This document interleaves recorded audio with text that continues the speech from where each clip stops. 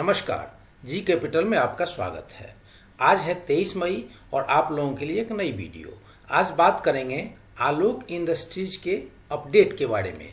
तो आलोक इंडस्ट्रीज के अपडेट को जानने के लिए सबसे पहले हम बीएसई के वेबसाइट पर चलते हैं, जहां आलोक इंडस्ट्रीज ने बॉम्बे स्टॉक एक्सचेंज को कल शाम तक कुछ कम्युनिकेशन किया है। तो उस कम्युनिकेशन को देखेंगे तो आलोक इंडस्ट्रीज के जो अभी तक शेयर होल्डिंग पैटर्न के कयास लगाए जा रहे थे, जो अभी तक केवल न्यूज के आधार पर चीजों को समझा जा रहा था, उसके बारे में थोड़ी सी कुछ झलक मिलती लग रही है। पूरा स्पष्ट पैटर्न अभी भी नहीं आया है, लेकिन आलोक इंडस्ट्रीज की तरफ से कुछ जो कम्युनिकेट किया गया है उस चीज को अब हम देखेंगे और उस चीजों को देख करके और आलोक इंडस्ट्रीज के शेयर होल्डिंग पैटर्न में क्या आने वाले दिनों में बदलाव हो सकते हैं, उन चीजों को समझेंगे।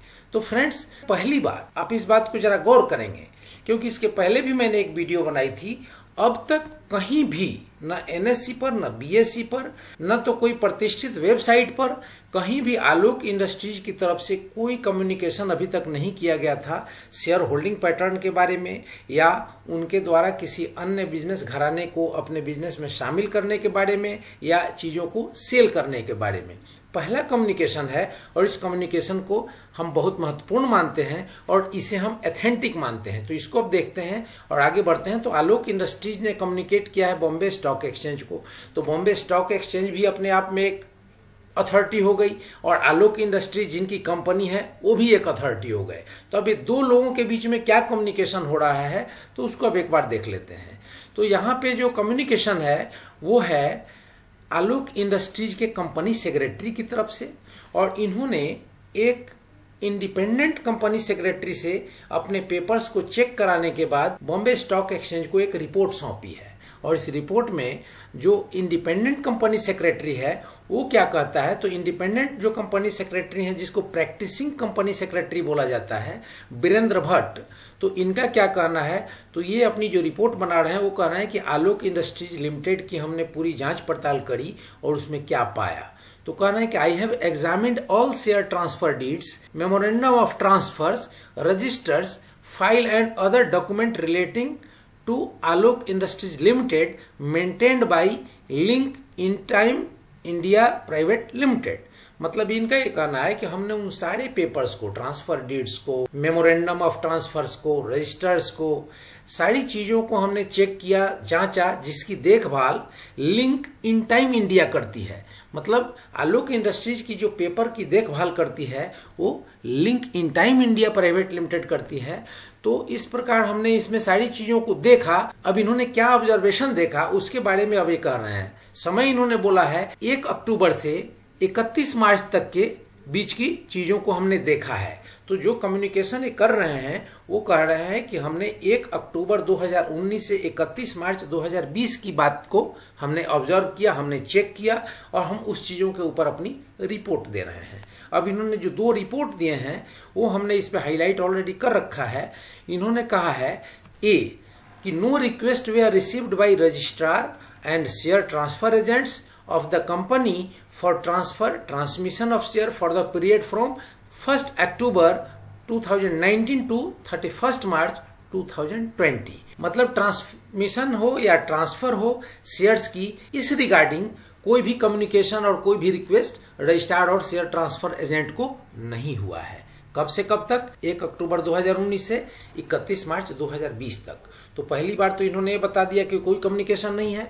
अब बी में अपना जो ऑब्जर्वेशन दे रहे हैं वो क्या कर रहे हैं कि no request way are received by registrar और and share transfer agents of the company for subdivision, consolidation, replacement और issue of duplicate share certificate for the period from 1st October 2019 to 31st March 2020। अब इन्होंने जो B में अपना observation दिया है वो कह रहे हैं कि किसी भी प्रकार की कोई रिक्वेस्ट रिसीव नहीं हुई है रजिस्ट्रार को और न ही शेयर ट्रांसफर एजेंट को कि कंपनी के जो शेयर हैं उन्हें सब डिवाइज कर दिया जाए, कंसोलिडेट किया जाए या रिप्लेसमेंट कर दिया जाए, या इशू ऑफ डुप्लीकेट शेयर या डुप्लीकेट शेयर इशू कर दिए जाएं। तो ये कब से कब तक? 1 अक्टूबर 2019 से 31 मार्च 2020 तक। ये जो 2 ऑब्जर्वेशन निकल के आए हैं उसमें से ये निकल के आ रहा है कि आलोक इंडस्ट्रीज के तरफ से कोई भी कम्युनिकेशन रजिस्ट्रार और शेयर ट्रांसफर एजेंट को नहीं हुआ है 1 अक्टूबर 2019 से 31 मार्च 2020 में, जिसमें यह कहा गया हो कि हमारे शेयर्स को ट्रांसफर कर दिया जाए, ट्रांसमिशन किया जाए, सब डिवीजन किया जाए, कंसोलिडेशन किया जाए या रिप्लेसमेंट किया जाए या issue of duplicate share certificate, इन किसी भी चीजों के लिए कोई रिक्वेस्ट नहीं आया है। अब इसमें इन्होंने जो नोट दिया है, नोट में कुछ बातें निकल के आ रही हैं। नोट में ये कहते हैं कि कंपनी ने इशू किया है 83 crore 83 lakh 33,333 equity shares of the face value of एक each for cash at a premium of ₹2। मतलब ₹1 फेस वैल्यू के 83 करोड़ 83 लाख 33,333 शेयर ₹2 की कीमत से एंड 9% और टोटल शेयर का जो 9% निकल के आ रहा है 250 crore optionally convertible preference share OCPS of the face value of ₹1 for cash.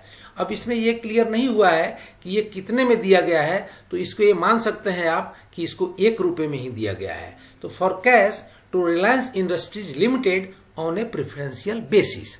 तो प्रेफरेंशियल बेसिस पर जो 250 करोड़ शेयर हैं वो ₹1 की कीमत पर दिए गए हैं रिलायंस इंडस्ट्रीज लिमिटेड को, और वह ऑप्शनली कन्वर्टेबल प्रेफरेंशियल शेयर्स हैं जिसको आने वाले दिनों में जब उसकी एक फ्रीजिंग टाइम समाप्त हो जाएगी, जो मेरी जानकारी के अनुसार 2 साल है, तो 2 साल के बाद उसको चाहे तो ओपन मार्केट में अपने शेयर को बेचकर और अपने पैसे निकाल सकता है। ये रिलायंस इंडस्ट्रीज के साथ एक खुला अनुबंध है कि रिलायंस इंडस्ट्रीज अपने शेयर को ओपन मार्केट में बेच सकती है, कन्वर्ट कर सकती है या इसके बदले में शेयर ले सकती है। However the equity shares are listed on the stock exchange and the optionally convertible preference share are not listed on any stock exchange. इसमें कंपनी सेक्रेटरी का कहना है कि जो शेयर पहले दिए गए हैं ₹2 के वैल्यू से 83 करोड़ 33 लाख 33,333 वो तो लिस्टेड हैं, और जो ऑप्शनली कन्वर्टेबल प्रेफरेंशियल शेयर हैं वो किसी भी एक्सचेंज पर लिस्टेड नहीं है। इससे सारी बातें ये निकल के आ रही हैं कि इस कंपनी में रिलायंस की इन्वॉल्वमेंट है। रिलायंस कहीं ना कहीं इसमें एक सिंगल पार्टी ऐसा है जो सबसे अधिक शेयर्स को ओन करता है। तो ये एक अच्छी बात है इसके इन्वेस्टर के लिए, और इस पॉइंट ऑफ व्यू से आप अपना अगली रणनीति बना सकते हैं, क्योंकि यह एक एथेंटिक कम्युनिकेशन है और इस कम्युनिकेशन के पहले जो भी कम्युनिकेशन थे वो सारे कयास के आधार पे थे और उन चीज़ों का कोई भरोसा नहीं आप कर सकते थे, लेकिन इस कम्युनिकेशन का आप भरोसा कर सकते हैं और आने वाले दिनों में आप इसमें अपने इसके अकॉर्डिंग रणनीति बना सकते हैं। तो फ्रेंड्स, ये रही एक पीस ऑफ इन्फॉर्मेशन। वीडियो अगर आपको अच्छी लगी तो लाइक शेयर सब्सक्राइब करें और बेल आइकन बटन दबाना ना भूलें ताकि ऐसे इन्फॉर्मेटिव वीडियो सबसे पहले आप तक पहुंचे। जय हिंद, जय भारत।